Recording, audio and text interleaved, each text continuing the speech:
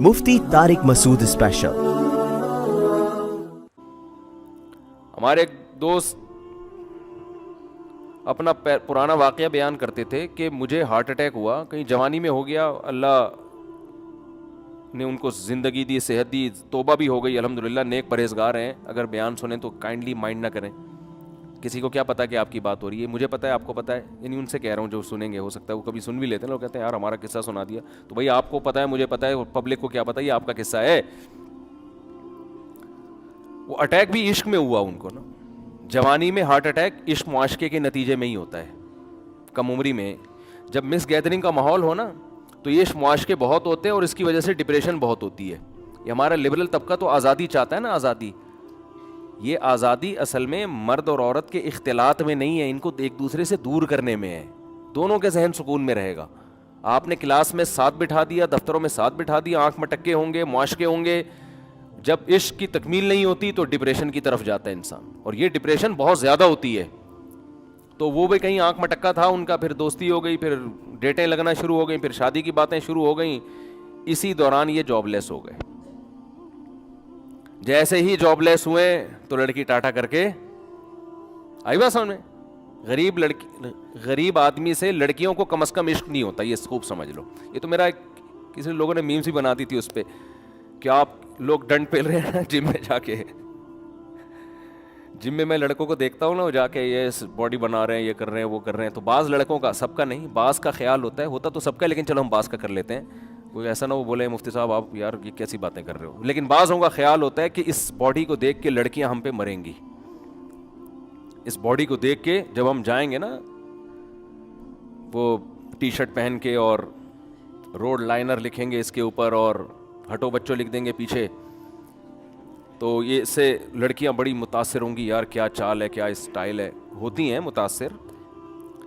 लेकिन अगर आपकी पैंट में पैसे नहीं है तो बिल्कुल भी मुतासिर नहीं होंगी, ये खूब समझ। एक खातून की शादी हुई, उसने मुझे खुद बताया, हमारी ही कोई रिलेटिव थी, वो खातून बहुत खूबसूरत थी, उनकी शादी हो गई जिस बंदे से, तो बाद में तलाक हो गई, पता नहीं क्या मसला हुआ, तो वो मेरे पास केस आया, तो वो किस्सा सुना रही थी, बाज़ ख़वातीन के अल्फाज भी कह रहे हैं, जब इनसे शादी हुई ना, लोग कह रहे थे लंगूर की बगल में हूर लोग ये तबसरा कर रहे थे दूल्हा दुल्हन को कि लंगूर की बगल में हूर बैठी हुई है। औरतें बहुत तेज होती हैं, किस्से पे किस्से याद आते हैं, फैमिली मैटर बहुत होते हैं ना। तो एक खातून मुझे कहने लगी मैं अपने मियाँ से तलाक चाहती हूँ, मैं अपने मियाँ से खुला चाहती हूँ। मैंने कहा क्या मसला क्या है आपका ना, फैमिली केस था ना, सामने आए हुए थे भाई। वो मैंने कहा खर्चा देता है पूरा? हाँ जी खर्चा तो दे रहा है। घर मिला हुआ है, छत मुयस्सर है? हाँ जी। कोई नशा तो नहीं करता? नहीं जी। बेतहाशा मारता पीटता तो नहीं है? नहीं जी। तो फिर क्या प्रॉब्लम है? कह रही गालियां बहुत देता है।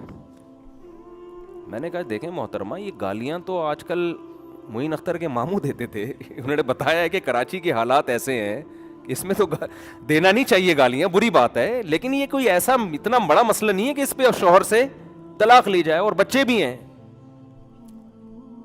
100% दुरुस्त दुनिया में कोई नहीं होता, कुछ ना कुछ फॉल्ट हर एक में होता है।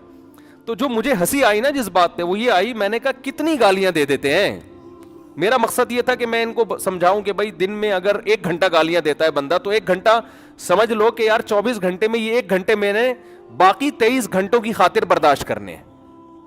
भाई बाकी जो फायदे शौहर से हो रहे हैं, नान नफका मिल रहा है, बच्चे स्कूल जा रहे हैं, स्कूल की फीसेस हो रही हैं, बच्चों को बाप मिला हुआ है, अलैदगी में तो बाप या मां से महरूम हो जाएंगे वो, फिर आपको फैमिली मिली हुई है, सारी इज्जतें मिली हुई हैं, आप मैरिड खातून कहलाती हैं, कहीं भी जाती हैं, आपकी जो फ्रेंड्स हैं बोलते भाई ये शादीशुदा खातून है, इनके हस्बैंड है, हस्बैंड भी कोई मखनचू नहीं है, फिटफाट है, सब कुछ सेट चल रहा है। तो सिर्फ गालियां अगर हैं तो उनके शौहर को तो मैं ये नहीं कहता, शौहर को तो कहता यार गालियां अपनी डिक्शनरी से निकालो, लेकिन औरत को तो घर जोड़ने की तरगीब दी जाएगी ना कि यार 100% सही घर कोई भी नहीं होता।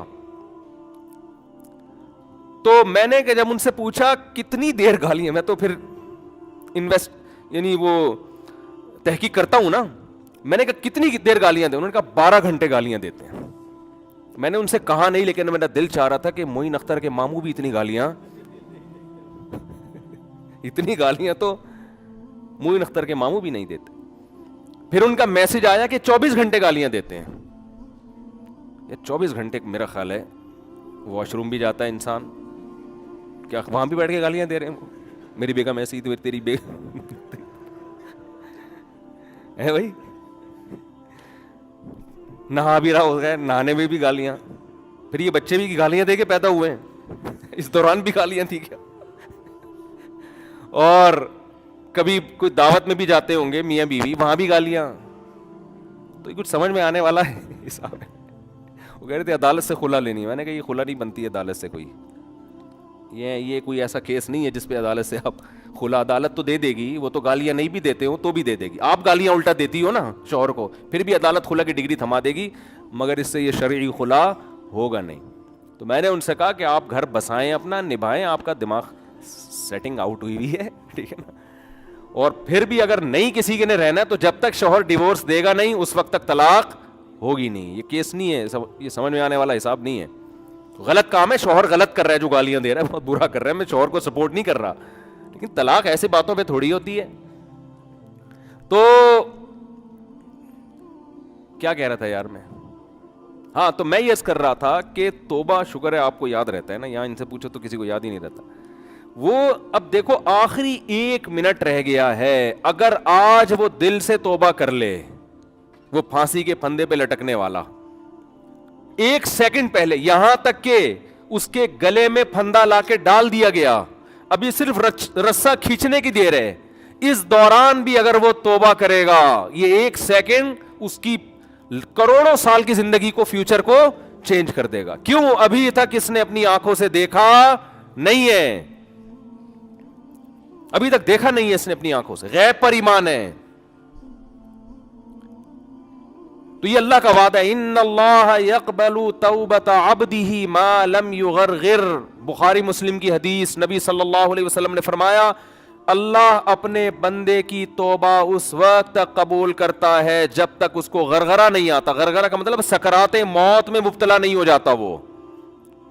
ہاں جب اس کو ہینگ کیا گیا اور اس کی روح نکلنا شروع ہوئی, اور پھر اس نے برزخ کی زندگی اپنی آنکھوں سے دیکھ لی, اس نے دیکھ لیا کہ قرآن جو کہتا تھا کہ برے لوگوں کی روح, برے فرشتے سے مراد وہ فرشتے جو اللہ نے سزا دینے کے لیے متعین, فرشتہ تو برا نہیں ہوتا, وہ فرشتے جو خوفناک فرشتے ہیں وہ برے لوگوں کی روح قبض کرتے ہیں. جب یہ فرشتے اپنی آنکھوں سے دیکھ لے گا, اس کے بعد قرآن کہتا ہے کہ اب توبہ تو دور کی بات, زمین اور آسمان کی دولت بھی اگر خرچ کر دے گا, وعدہ کرے گا اللہ مجھے مہلت دے دے, میں پوری زمین آسمان کی دولت خرچ کرنے کے لیے تیار ہوں. اللہ فرماتے ہیں ما تقبل منہم, اللہ کا قانون اٹل ہے, اللہ اس کی ایک آنسو کی پرواہ نہیں کرے گا. پوری دولت دے دے اللہ اس کی پرواہ نہیں کرے گا. جلدی سے بات ختم کرتا ہوں میرے بھائی, اللہ کا قانون یہ ہے کہ جب تک اپنی آنکھوں سے موت کے فرشتے نظر نہ آئے اس وقت تک اللہ نے توبہ کا آپشن رکھا ہوا ہے. اور جب یہ منظر آپ نے اپنی آنکھوں سے دیکھ لیا, اللہ کہتے ہیں بیڑیاں رگڑتا رہے گا, کلا انہا کلمۃ ہوا قائلھا, توبہ کا کلمہ تیری زبان سے نکلا ہوا ایک کلمہ ہے جو ہوا میں تحلیل ہو کے ختم, اللہ کے ہاں اس کی کوئی ویلیو نہیں ہے. نبی صلی اللہ علیہ وسلم نے فرمایا کہ جہنم کی آگ سمندر کا پانی خوش نہیں کر سکتا, حدیث کا مفہوم ہے, لیکن 2 قطرے جہنم کی آگ کو ٹھنڈا کر دیتے ہیں. ایک اللہ کے راستے میں شہید ہوتے ہوئے, جو شہید کے خون کا پہلا قطرہ زمین پہ گرنے سے پہلے اس جہنم کی آگ کو اللہ ٹھنڈا کر دیتے ہیں. ایک اللہ کے خوف سے رویا ہوا آنسو, کیا زبردست مثال ہے, اتنا سا آنسو ہے لیکن اللہ جب تک زندہ ہیں آپ, اس آنسو کی اللہ کی نظر میں ایسی ویلیو ہے کہ یہ جہنم کی بھڑکتی ہوئی آگ کو ٹھنڈا کرنے کے لیے کافی ہے.